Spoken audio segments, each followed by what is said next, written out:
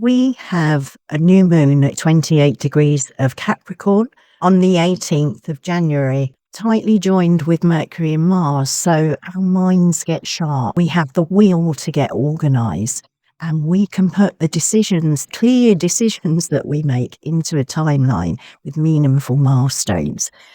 But the Sabian symbol is a woman reading tea leaves. So this is not just about doing more, it's about reading the pattern in what has been happening.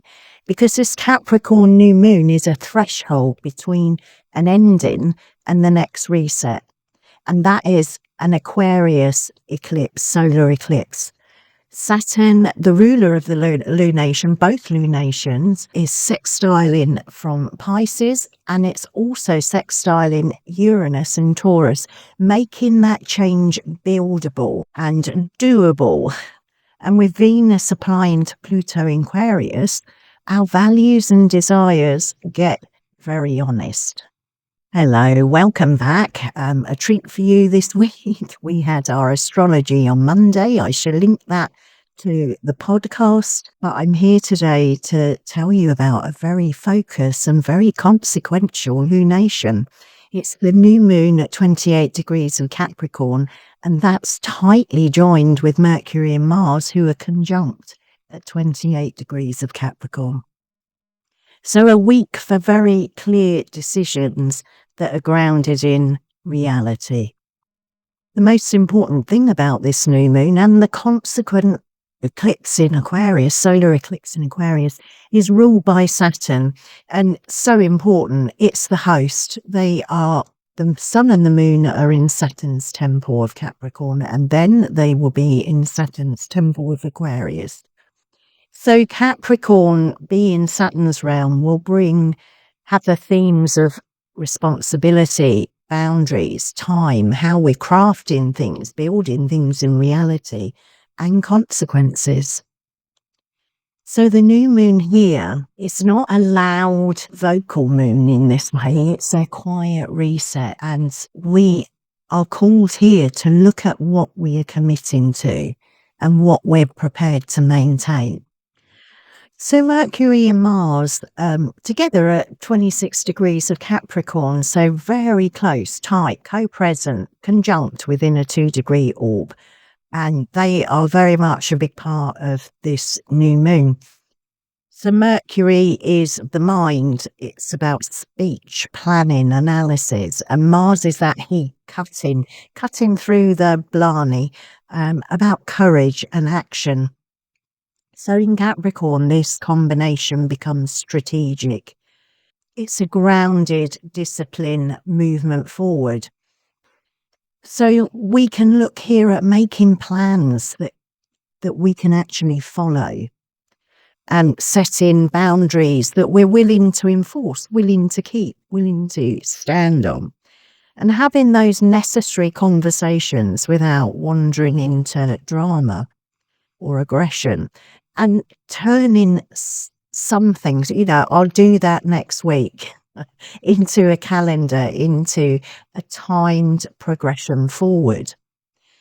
The caution here is that Mercury with Mars can sharpen the tongue, very much so. So Capricorn as well can be stern and uncompromising.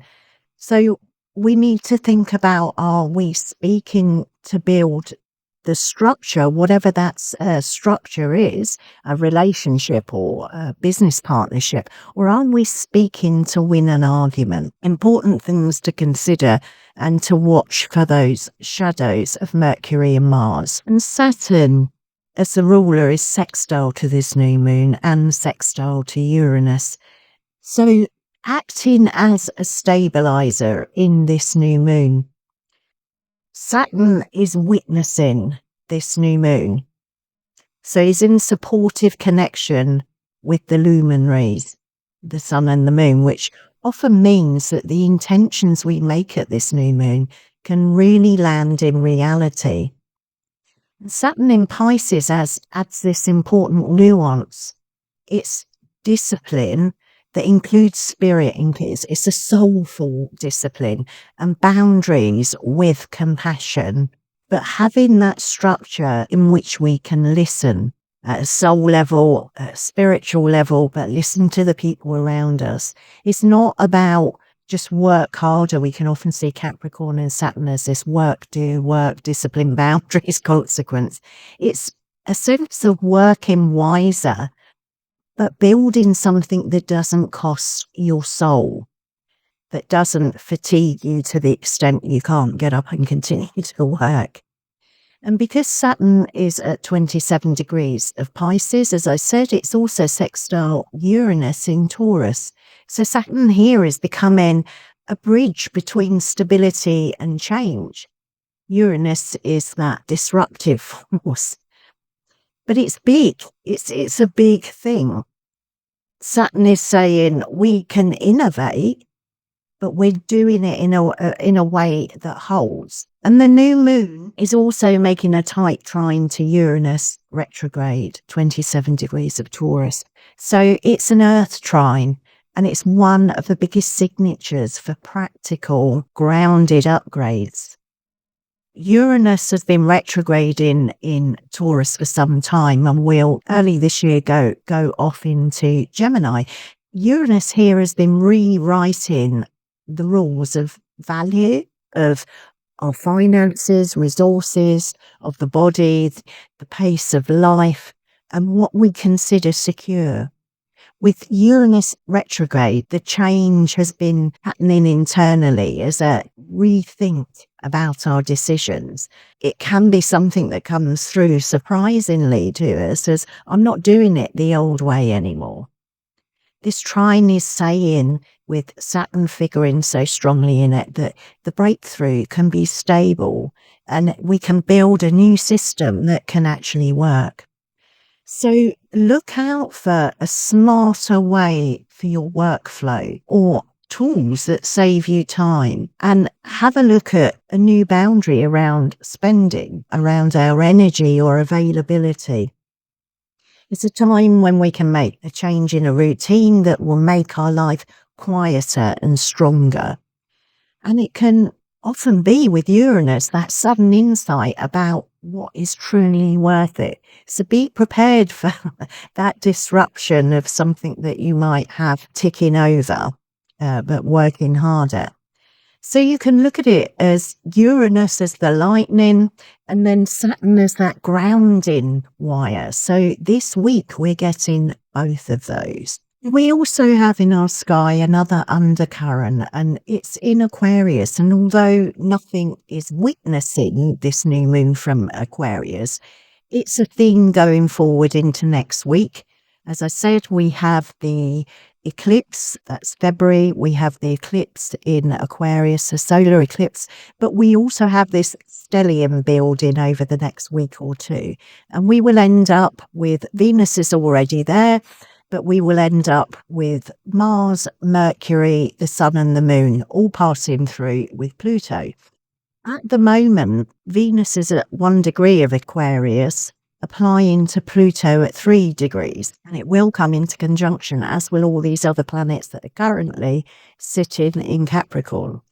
So Venus is an attraction. It's about our values, our relationships, our money and our pleasure. And Pluto intensifies.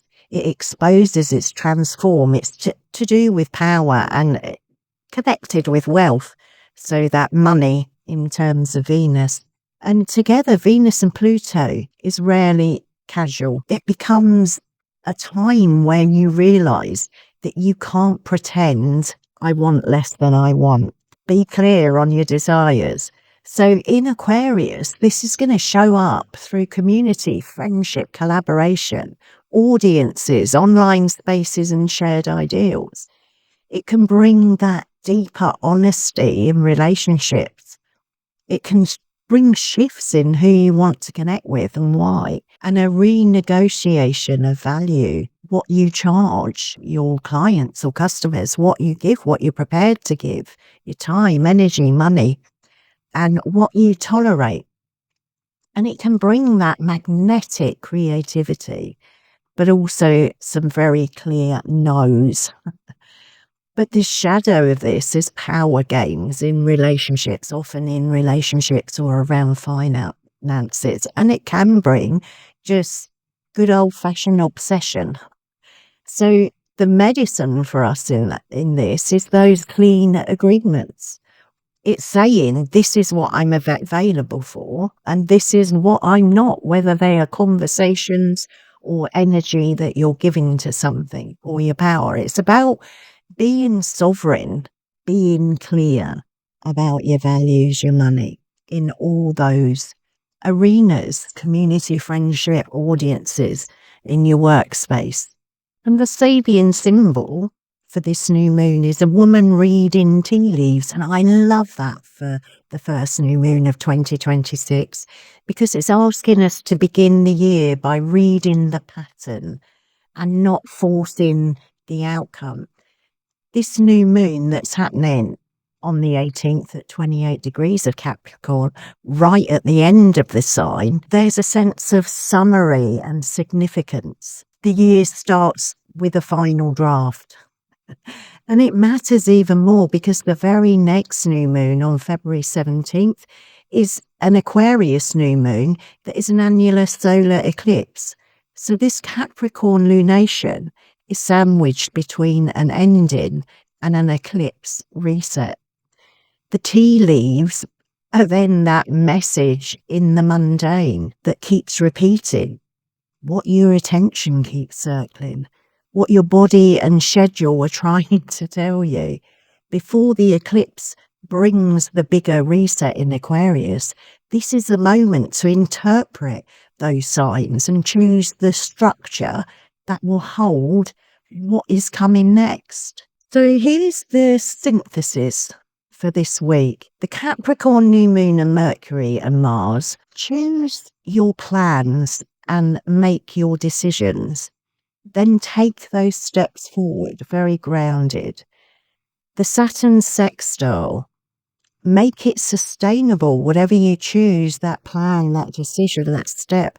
Make it sustainable, mature, and meaningful. And the Uranus trine, upgrade the material reality in a way that sticks. So it's not just one lightning strike, one disruptive breakthrough. It's something that becomes consistent and stays.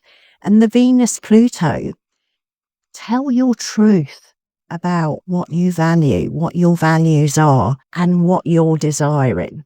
Be honest with yourself and be honest with other people. And if you want one sentence to carry this week or to use while you're making your intentions, it's this: build the structure that supports the life you actually want, not the life you've been tolerating. A couple of journal prompts if you want to work with this new moon and you want to reflect on it. What boundary, schedule, or system would instantly reduce the chaos in my life? Where do I need an upgrade in money or time or energy management? What desire am I finally ready to name without apologizing for it? And what commitment would I still respect myself for in 6 months' time? If you want to go deeper, look at where late Capricorn and early Aquarius fall in your chart. And that's the room where the renovation is happening. So thanks for listening, and I'll see you in the next